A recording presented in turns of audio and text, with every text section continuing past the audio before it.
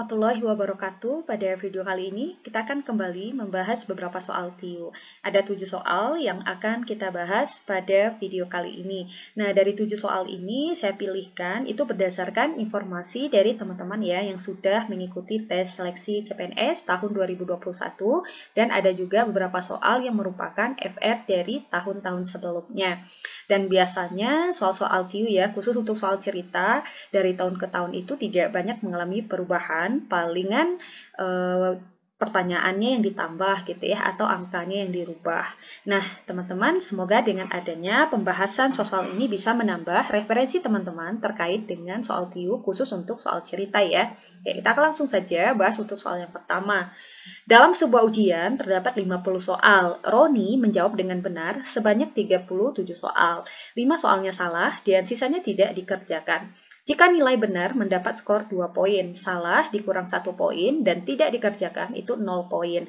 Maka skor yang diperoleh oleh Roni dalam ujian itu adalah, oke, kita lihat ya, di sini ada 50 soal. Katanya Roni itu dia menjawab dengan benar itu sebanyak 37 soal. Nah, kalau dia menjawabnya benar, berarti skornya itu dia dapat 2 poin. Kita hitung dulu ya berapa poin yang didapatkan oleh Roni tadi. Ketika menjawab soal 37 soalnya benar, berarti tentu saja skornya 37 kita kalikan dengan poinnya ya, yaitu 2. Oke, kita buat kurungnya, kemudian kita tambahkan dengan, nah di sini katanya dia juga menjawab 5 soalnya itu salah. Nah, kalau dia menjawab salah, maka poinnya sih berkurang 1. Nah, itu artinya untuk menentukan poinnya tentu kita tinggal kalikan ya, 5, kita kalikan dengan min 1. Oke, kita hitung ya poinnya, dan katanya di sini sisanya tidak dikerjakan. Nah, kalau dia tidak dikerjakan, otomatis kan poinnya tidak ada ya, atau 0, jadi tidak perlu kita masukkan, karena hasilnya juga pasti 0. Jadi, kita tinggal hitung saja, 37 kita kalikan dengan 2, itu hasilnya adalah 74 ya. Kemudian kita tambahkan dengan 5 kita kalikan dengan negatif 1, itu hasilnya adalah min 5. 74 kita tambahkan dengan negatif 5. Ingat ya, tanda positif ketemu dengan negatif, itu hasilnya adalah negatif. Jadi, 74 kalau kita tambahkan dengan negatif 5, itu akan sama dengan 74 yang dikurangkan dengan 5. Jadi, 74 kalau kita kurangkan dengan 5, itu hasilnya adalah 69. Maka, skor yang diperoleh oleh Roni dalam ujian tentu saja adalah 69. Jadi, jawaban yang benar adalah yang D. Oke, soal yang berikutnya. Ini soal yang kedua ya. Lili mendapatkan nilai 81 untuk statistik, 89 untuk logika, 78 untuk geometri, dan 86 untuk matematika ekonomi. Bila Lili mendapatkan rata-rata nilainya sebesar 84, maka nilai yang harus diperoleh untuk pelajaran aljabar adalah, oke teman-teman, ini terkait dengan nilai rata-rata ya. Kita sudah pernah bahas pada video-video sebelumnya, sudah banyak sekali soal yang kita bahas terkait dengan rata-rata. Ingat lagi bahwa rata-rata itu adalah, atau rumusnya akan sama dengan jumlah data kita bagi dengan banyaknya data. Nah, data di sini data apa? Yaitu data nilai untuk setiap mata kuliah yang diperoleh oleh Lili gitu ya. Ada mata kuliah statistik, ada logika, ada geometri, dan ada aljabar. Kita bisa langsung jumlahkan ya. Nah, ini ditanyakan rata-ratanya.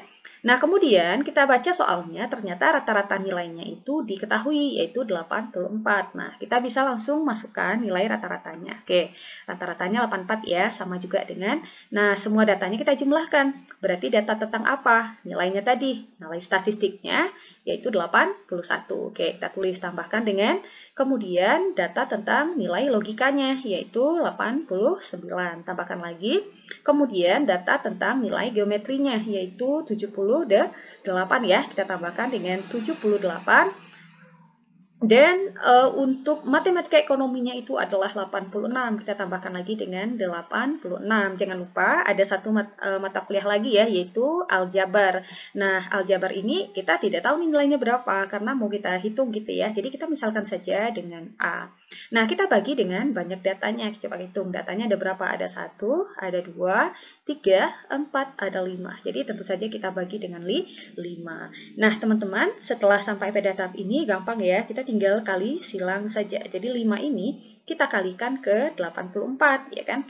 84 kalau kita kali 5 itu hasilnya adalah 420 sama dengan, nah ini boleh langsung kita jumlahkan, 81 tambah 89 tambah 78 tambah 86 itu hasilnya adalah 334, dan jangan lupa di sini kita tambahkan dengan A. Kita bisa kelompokkan sejenis ya untuk menentukan nilai A, di mana A tadi menunjukkan nilai untuk mata kuliah aljabar. Oke, kita kelompokkan 420, kemudian 334 ini kita pindah ruaskan. Karena dia positif, kita pindahkan jadi min 334.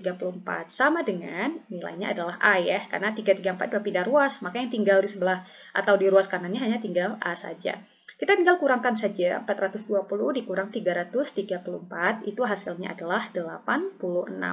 Maka 86 sama dengan A, atau A sama dengan 86. A tadi adalah nilai untuk pelajaran aljabar. Karena itu yang ditanyakan ya, jadi jawaban yang benar adalah yang, iya betul, jawaban yang benar adalah yang C. Berikutnya soal yang ketiga, ini soal yang ketiga ya. Bus pertama dari kota A ke kota B dengan kecepatan 95 km per jam selama 4 jam. Bus kedua melaju dengan kecepatan lebih lambat dari kota B ke kota A itu selama 300 menit. Yang ditanyakan di sini adalah kecepatan untuk bus yang kedua. Nah, teman-teman, di sini ada dua kendaraan ya. Ada bus yang pertama, ada bus yang kedua. Nah, bus yang pertama dan bus kedua ini sama-sama menempuh jarak yang sama ya. Taunya dari mana? Karena mereka sama-sama menempuh dari kota A ke kota B, walaupun arahnya berlawanan. Di mana bus pertama itu dari A ke B, sedangkan bus kedua dari B ke A. Udah pasti itu jaraknya udah pasti sama ya. Jadi kalau saya misalkan di sini jarak pertama atau jarak yang ditempuh oleh bus pertama, tentu saja akan sama dengan jarak yang ditempuh oleh bus kedua. Ingat lagi hubungan antara kecepatan, jarak, dan waktu, bahwa kecepatan itu akan sama dengan jarak yang dibagi waktu. Maka untuk menentukan nilai jaraknya akan sama dengan kecepatan yang dikalikan dengan waktu. Nah, ini adalah jarak yang ditempuh oleh bus pertama ya. Maka kita kasih kode 1. Jadi maka di sini tentu jaraknya akan sama dengan V1 atau kecepatan bus pertama dikalikan dengan waktu tempuh bus pertama. Sama juga dengan V2 gitu ya, atau kecepatan bus yang kedua kita kalikan dengan waktu yang ditempuh oleh bus yang kedua. Sekarang kita tinggal masukkan saja nilainya. Kecepatan bus pertama sudah diketahui yaitu 95 km per jam dan waktunya juga sudah diketahui di sini ya, yaitu 4 jam. Akan sama dengan, nah kecepatan bus kedua karena ditanyakan di sini ya, tentu nilainya belum ada karena mau kita cari nilainya. Dan waktu tempuh ya oleh bus kedua tadi dari kota B ke kota A itu adalah 300 menit. Nah, hati-hati di sini ya, jangan langsung dimasukkan 300 menitnya karena satuan waktunya itu dalam jam. Karena kilometer itu kawannya itu harus jam ya. Kalau dia detik itu harus meter, oke? Nah, karena di sini satuannya masih menit, kita ganti dulu jadi jam. Ingat, merubah menit menjadi jam, tinggal kita bagi dengan 60. Jadi, kita tinggal bagi aja, 300 bagi 60 itu adalah 5. Jadi, waktu tempuh bus kedua itu adalah 5 jam. Kita bisa langsung masukkan di sini ya untuk nilai T2-nya. Nah, kita tinggal kalikan saja 95, kita kalikan dengan 4. Hasilnya adalah 380. Sedangkan V2, kalau kita kali 5, itu hasilnya adalah 5 V2. Atau boleh juga dituliskan 5 V2 sama dengan 380. Maka V2 saja sama juga dengan 380 kita bagi dengan 5. Kenapa dibagi? Karena di sini kali ya. Oke, 380 kalau kita bagi 5 itu hasilnya adalah 76. Satuannya adalah kilometer per jam. Maka kecepatan bus keduanya adalah 76 km per jam. Jadi jawaban yang benar tentu saja adalah yang B. Oke, berikutnya ini soal yang keempat ya. Cindy membeli baju dengan harga diskon 10% dari 80.000. Karena sedang berulang tahun, ia mendapat diskon tambahan sebesar 25% dari harga awal setelah dikurangi diskon 10% di awal. Harga yang harus dibayarkan oleh Cindy di kasir adalah, nah teman-teman soal ini juga sudah pernah kita bahas ya pada video-video sebelumnya, ini terkait dengan diskon ganda atau diskon 2 kali. Perhatikan, awalnya Cindy membeli baju dan dia mendapatkan diskonnya 10% ya, dari harga bajunya itu adalah 80%. Kemudian dia mendapatkan persen lagi atau diskon lagi, yaitu sebesar 25%. Caranya gampang sekali ya. Nah, jadi dengan adanya diskon ganda atau diskon 2 kali ini, berapa kira-kira harga yang harus dibayarkan oleh Cindy? Nah, gampang ya teman-teman ya. Caranya adalah, kita lihat dulu, awalnya dia dapat diskonnya 10%. Dari harga awalnya ya, berarti kita hitung dulu berapa diskonnya ini. 80.000 kita kalikan dengan jumlah diskon yang didapatkan, itu adalah 10%. Kita hitung ya. Masih ingat ya teman-teman cara cepatnya mengalihkan dalam bentuk persen. Persennya bisa kita coret, kemudian 0 di 2 di sini kita coret lagi. Maka di sini tinggal sisa 0-nya 2 ya, berarti 800. 800 kali 10 itu hasilnya adalah 8.000. Nah, dari harga awal 80.000 dengan diskon 10%, dia mendapatkan potongan harga itu sebesar 8.000. Sekarang dia harus bayar berapa? Tentu harga awalnya tadi 80.000 kita kurangkan dengan diskon yang didapatkannya yaitu 8.000 ya, yaitu 10% tadi. Kita kurangkan itu hasilnya adalah 72.000. Nah, ternyata dari 72.000 yang harus dia bayar ini, dia mendapatkan mendapatkan diskon lagi gitu ya, yaitu sebesar 25%. Kita hitung lagi. Nah, 72.000 ini tinggal kita kalikan dengan 25%. Tinggal kita coret persennya, kita coret 0-nya 2 di sini. Jadi 720 tinggal dikalikan dengan 25, itu hasilnya adalah 18.000. Oke, sekarang berapa dia harus membayar? Nah, dia harus membayarnya adalah tentu 72.000 tadi ya, yang harus dia bayar pada diskon pertama, kita kurangkan dengan potongan harga pada diskon kedua yaitu 18.000. Kalau kita kurangkan hasilnya adalah 54.000 rupiah. Jadi harga yang harus dibayarkan oleh Cindy di kasir itu adalah 54.000 rupiah. Jadi jawaban yang benar tentu saja adalah yang C. Oke, soal yang berikutnya. Seorang peternak memiliki 155 ekor ayam dan bebek. Perbandingan banyak ayam dan bebek adalah 3:2. Jumlah ayam yang dimiliki peternak tersebut adalah, nah teman-teman, ini terkait dengan perbandingan ya. Ini sangat gampang sekali untuk kita selesaikan. Dan kita juga sudah pernah membahas tentang perbandingan yang bentuknya seperti ini pada video-video sebelumnya. Oke, kita lihat dulu di sini 155 ekor ayam dan bebek ya. Itu artinya adalah jumlah ayam. Ayamnya saya misalkan dengan A ya. Kalau ditambahkan dengan jumlahnya bebek, itu jumlahnya adalah 155. Kemudian perbandingannya diketahui. Perbandingan banyak ayam dan bebek itu adalah 3:2. Jadi A banding B gitu ya. Itu adalah 3:2. Yang ditanyakan di sini itu adalah jumlah ayamnya. Oke, berarti nilai A-nya ya. Nah, oke. Bagaimana cara menentukan nilai jumlah ayam gitu ya, atau nilai A di sini di mana perbandingannya diketahui, kemudian jumlah dari A tambah B-nya atau jumlah ayam dan bebeknya juga diketahui. Gampang sekali. Kita gunakan konsep perbandingan. Maka untuk menentukan nilai A akan sama dengan kita gunakan rumusnya ya, perbandingan untuk atau nilai perbandingan untuk A, karena A yang ditanyakan ya, berarti kita bergeraknya dari A yaitu 3. Oke, saya tuliskan di sini ya, A gitu ya. Kita bagi dengan jumlah dari perbandingannya. Nah, kenapa di sini dibagi dengan jumlah perbandingannya? Karena jumlah perbandingannya yang diketahui. Kalau selisihnya, karena jumlahnya diketahui ya, bukan jumlah perbandingannya. Karena jumlahnya yang diketahui. Kalau selisihnya yang diketahui di sini, berarti nanti teman-teman baginya dengan selisihnya. Misalkan di sini A dikurang B. Berarti nanti untuk menentukan nilai A, berarti A per A kurang B, gitu ya. Kemudian kita kalikan dengan jumlahnya tadi, yaitu jumlah dari A dan B-nya. Kalau ini adalah, bedakan ya, kalau di sini adalah jumlah perbandingannya, dan di sini adalah jumlah ayam dan bebeknya tadi, gitu ya. Nah, perhatikan teman-teman ya, di sini dia harus sama. Nah, kalau di sini ditambah, dia juga ditambah. Kalau dia selisih diketahui di sini, maka di sini juga harus selisih, ya. Oke, kita tinggal masukkan saja nilainya. A itu perbandingannya, nilai perbandingan sini ada 3. Kita bagi dengan jumlahkan perbandingannya, yaitu 3 tambah 2. Kemudian kita kalikan dengan jumlah dari A tambah B-nya tadi, yaitu 155. Oke, kita selesaikan. 3 per 3 tambah 2 adalah 5. Kita kalikan dengan 155. 155 kalau kita bagi 5, itu kan 31 ya. Ya, 31 ya. Jadi 3 kita kali 31 itu hasilnya adalah 93 ekor. Jadi jumlah ayamnya itu ada 93 ekor. Jadi jawabannya tentu saja adalah yang D. Nah, bagaimana kalau kita ingin menentukan jumlah bebek misalnya? Berarti nilai B-nya, ya kan? Nah, untuk menentukan nilai B-nya sama. Berarti kita mulai dari B gitu ya. Kita bagi dengan perbandingan A tambah B, kita kalikan dengan jumlah A tambah jumlah B. Ingat ya, di sini dia harus sama. Oke. B-nya atau perbandingan B-nya di sini adalah 2. Kita bagi dengan jumlah perbandingannya, 3 tambah 2, kita kalikan dengan jumlahnya, 155. Oke, sama juga dengan 2 per 5 kali 155. Bisa dicoret, oke, hasilnya adalah 31, maka 2 dikali 31, itu hasilnya adalah 62. Sekarang coba kita tambahkan ya, betul tidak? 93 ditambah 62, itu hasilnya adalah 155.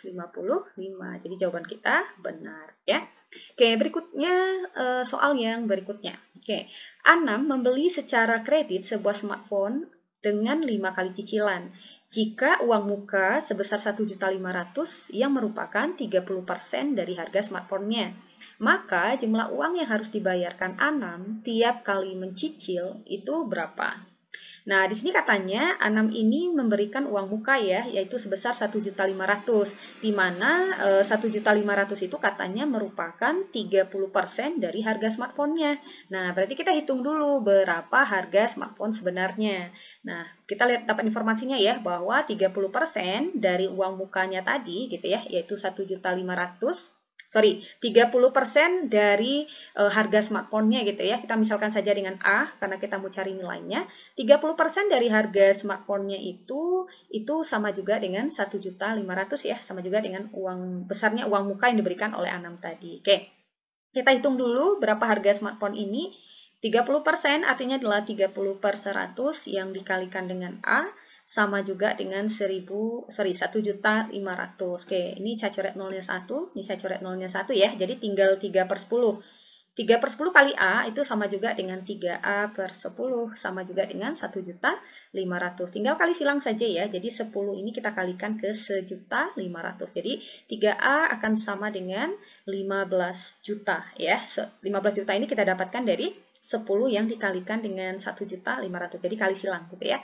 Nah, maka A saja akan sama dengan 15 juta yang dibagi 3. Maka kita dapatkan nilai A-nya itu adalah 15 juta, kita bagi 3, itu hasilnya adalah 5 juta. Nah, sekarang kita sudah dapatkan harga smartphone-nya. Ternyata harga smartphone-nya itu adalah 5 juta. Nah, di sini karena dia ingin mencicil ya, katanya dia ingin mencicil harga smartphone itu 5 kali cicilan. Dan dia sudah membayarkan uang mukanya 1.500.000. Kita hitung dulu berapa sisa yang belum dibayarnya. Jadi tadi harganya kan 5 juta gitu ya. 5 juta kita kurangkan dengan 1.500.000. 5 juta kita kurangkan dengan 1.500.000 itu adalah 3.500.000. Nah, ini adalah sisa yang harus dibayarkan oleh Anam. Nah, sisa inilah yang dia cicil selama 5 kali. Kalau dia mencicil selama 5 kali ya kita tinggal bagi 5 ya kan. 3.500.000 kita bagi 5, jawabannya adalah yang A, yaitu Rp700.000. Oke, teman-teman, gampang ya. Soal yang terakhir atau soal yang ketujuh ya, dalam acara perlombaan peringatan HUT RI terdapat 35 orang. 15 diantaranya mengikuti lomba makan kerupuk, 12 orang diantaranya mengikuti lomba maraton, dan 7 orang mengikuti keduanya. Banyak orang yang tidak mengikuti perlombaan adalah. Nah, kalau untuk tipe soal yang seperti ini lebih gampang kita buatkan semacam diagram Venn gitu ya. Karena di sini ada 2 macam perlombaan, yaitu makan kerupuk gitu ya. Nah, ini adalah himpunan orang yang makan kerupuk, dan ini diagram kedua adalah untuk himpunan orang yang mengikuti lomba maraton. Oke, kerupuk saya misalkan dengan K ya, maraton dengan M.